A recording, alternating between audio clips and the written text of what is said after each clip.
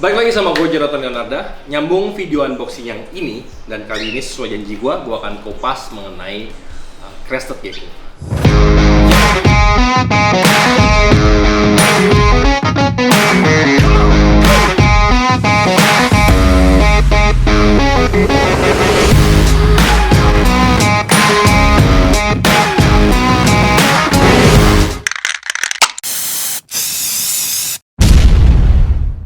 Banyak peminat Crested Gecko di Indonesia yang mungkin selama ini kurang sukses dalam memelihara mereka karena minimnya informasi dan care sheet tentang bagaimana memelihara mereka. Di awal-awal mereka masuk mungkin suka diberikan bubur sun, mungkin melihat orang konten-konten di luar mereka diberikan semacam bubur. Padahal buburnya bukan bubur sun, buburnya sama seperti gecko-gecko New Caledonia lain yang mereka makan tuh harus mengandung banyak hal. Banyak apa ya, ingredient atau bahasa Indonesianya apa ya, bahan-bahan yang harus banyak di dalam makanan mereka, karena mereka harus memakan buah-buahan, sari-sarian, nektar, manis-manisan. Mereka bukan hanya pemakan insek saja. Banyak orang yang mengambil gampang, udahlah biar nggak usah ribet kasih makan jangkrik aja, ulat hongkong aja. Boleh, tapi tidak selamanya. Harus dikombinasikan, disesuaikan dengan kebutuhan mereka. Ini kita buka. Ini salah satu morph. Ini bukan ultimate. Ini bukan yang ultimate ya. Gue lebih sangar sebenarnya di Lily White. Cuman gue pengen banget punya Dalmatian dari dulu dan belum pernah kesampaian. Sambil kita lihat Dalmatian, biarkan gue bercerita sedikit tentang mereka.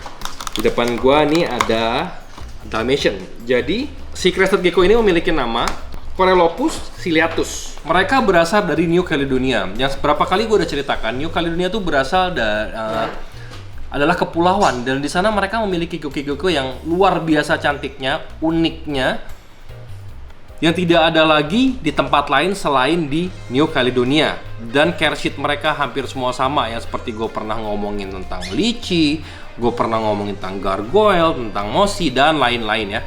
Gue udah pernah ngomongin sebahas tentang semua ini. Mereka ditemukan pertama kali tahun 1888. Pertama kali oleh geologis bernama Alphonse Guihenot kalau nggak salah. Pokoknya namanya susah. Dan uniknya, binatang ini pernah dinyatakan punah, extinct, dan kembali lagi diketemukan pada tahun 1999. Itulah uniknya mereka. Dinyatakan extinct karena udah nggak kelihatan lagi nih di populasi awalnya mereka. Tahu-tahu diketemukan lagi di tahun 1999. Ini salah satu favorit banget dalam pet trade industry di luar negeri, dan mulai di Indonesia mulai banyak yang meminati. Mungkin dari dulu udah banyak yang minat, cuman kurangnya adanya yang berbagi tentang bagaimana care sheet mereka, memelihara mereka. Mereka memerlukan kelembapan. Jadi untuk yang kecil-kecil gini, gue tidak menyarankan di set dalam bioactive. Mereka adalah bioactive friendly animal. Tapi buat yang kecil-kecil, jangan. Kenapa? Untuk gecko-gecko kecil, contohnya seperti ini. Mereka makan, kita harus lihat ada pembuangannya. Jadi gunakan tisu dulu. Ketika dia tidak ada pupuknya, berarti dia tidak ada food intake. Ketika masuk ke bioaktif, kita tidak tahu. Tahu-tahu mereka mulai ada malnutrition, mengurus, dan akhirnya mati. Kalau sudah besar, gampang kelihatannya. Kalau kecil ini kurus-kurus semua. Kenapa mereka dikatakan Crested Gecko? Karena tuh kayak ada atunya tuh. Nanti akan gue coba foto untuk dapat lebih detail di arah matanya. Mereka tuh punya bulu mata. Dan bulu matanya gondrong. Cewek-cewek pasti suka banget sama yang kayak begini. Kayak pakai bulu mata extension. Kelihatan kan ya? Nanti kita ambil shootnya, bisa dilihat kali lebih detail ya. Mereka yang lebih unik lagi memiliki bermacam-macam morph atau mutasi genetik. Yang di depan kita ini adalah Super Dalmatian. Jadi bintik-bintiknya cenderung banyak, tebal, dan vibrant. Gue takut banget lompat karena kucing-kucing gue telah menunggu di bawah. Ini sekali hamplok, kelar sudah. Ini yang Super Dalmatian, gue masukin dulu ya. Gue mau kasih lihat yang gue paling suka. Dan termaksud yang harganya mahal. Ya, kita lihat dan kita bedakan ya. Awas kaki kamu. Suhu mereka di sekitar 25 sampai dengan 30 masih oke. Jadi buat teman-teman yang mau pelihara di suhu ruang itu oke, nggak ada masalah, nggak harus full AC. Tapi kalau bisa memberikan AC lebih baik. Ketika kecil mereka perlu lebih dingin, tapi semakin besar mereka punya toleransi yang jauh lebih kuat. Nah, ini adalah lily white. Kenapa dikatakan lily white? Lily white nanti mereka dari pinggir badannya ini ada kayak kapalannya ya, beda ya, kayak kulit lebih yang tumbuh di sekitar badannya, di sekitaran sini kalau bisa dilihat di pinggirnya ini. Jadi bukan sekedar warna, tapi sekitar ada kayak kulit kapalan tebal di pinggirnya. Dan nantinya dia akan melebar, menambah ke kaki semuanya. Nanti coba nih dikasih lihat foto atau lily white di gambarnya ya. Kita kasih lihat lily white dewasa seperti apa. Nah, ini adalah lily white. Lily white one of the ultimate gecko mutation yang untuk saat ini. Coba kasih makan. Ayo makan sayang. Tuh. Inilah makanan mereka. Jadi mereka tuh makannya gampang dengan setiap hari. Mau ditinggal pergi lama nggak ada masalah. Ini salah satu gecko yang gampang peliharanya.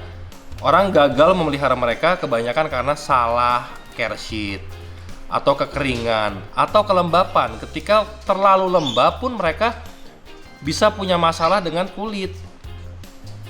Jadi tetap berikan mereka tempat yang kering dan tempat yang lembab.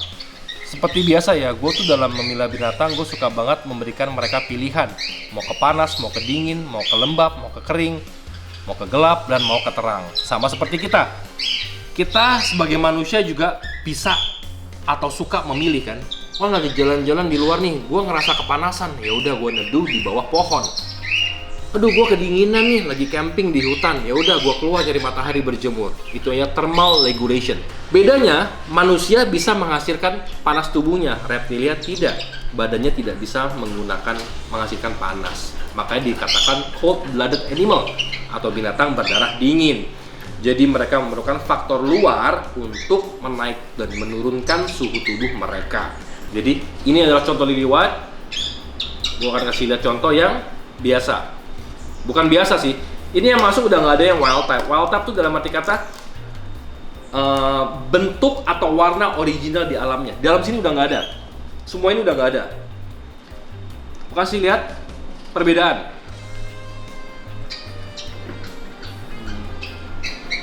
Nah, ini perbedaannya signifikan. Jadi jangan tertipu juga oleh hanya sekedar motif ya. Ini bukan lily white. Walaupun sekilas mata mereka tuh mirip, tapi ketika besar nanti bisa salah hasilnya. Ini kalau dilihat secara, nah dari sini nih gampang nih. Kalau dilihat secara sekilas di pinggirnya pun kayak ada putih-putih seperti yang gue katakan lily white tadi, tapi ini adalah bukan. Jadi motif putih di samping bukan dinyatakan 100% ini lily white, bukan. Karena kalau dilihat up close lagi, lebih detail lagi, kulitnya itu nggak sama rata. Yang bagian putih itu kayak ada penebalan. Jadi kayak, ya itu kayak ada kapalan atau ada penebalan kulit yang lebih di bagian yang putih-putih itu. Tuh. Coba kasih makan yuk. Nih. Biasanya mereka udah nyium langsung mangap-mangap.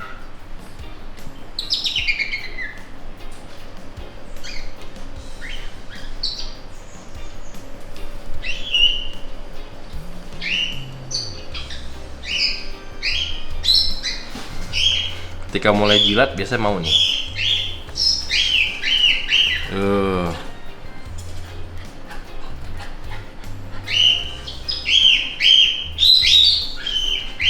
Jadi jangan makannya juga jangan pernah dipaksa ya, disuap paksa ya, jangan pernah.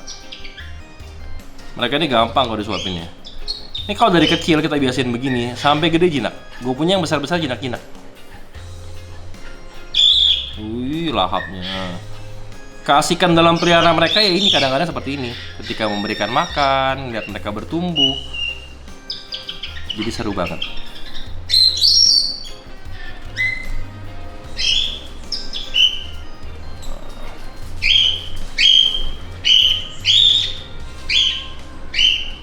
Oke.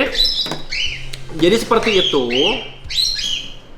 Seperti itu yang bisa gua sedikit bercerita tentang si crested gecko ini ya. Kita Karena untuk secara care sheet detailnya bisa dilihat juga di video-video yang sudah-sudah. Gue ada membahas tentang gargoyle, gue ada membahas tentang crested, tentang mossy, tentang lychee. Semua gecko yang berasal dari New Caledonia memiliki care sheet yang hampir sama 90% dari segi pakan, suhu, humidity, dan lain-lain. Hanya ada sedikit fine tuning, sedikit perbedaan, hanya here and there, sedikit-sedikit. Tapi in general, kalau gua rangkum tentang crested gecko, ini gecko untuk entry level recommended. Jadi buat anak-anak, karena kalau digigit juga nggak membahayakan. Dan mitos tentang ekornya yang gampang putus, kita patahkan. Itu tidak seperti itu. Kelemahan mereka memang satu, ketika ekornya putus, selamanya tidak regenerasi. Hanya ini sedikit sharing yang bisa gue sampaikan. Semoga bisa bermanfaat buat kalian semua. Sampai berjumpa di video selanjutnya. Jangan lupa like, comment, subscribe, dan bagikan videonya kalau kalian suka. Sampai jumpa lagi di video selanjutnya. Salam dan progress, salam sehat selalu. Bye-bye.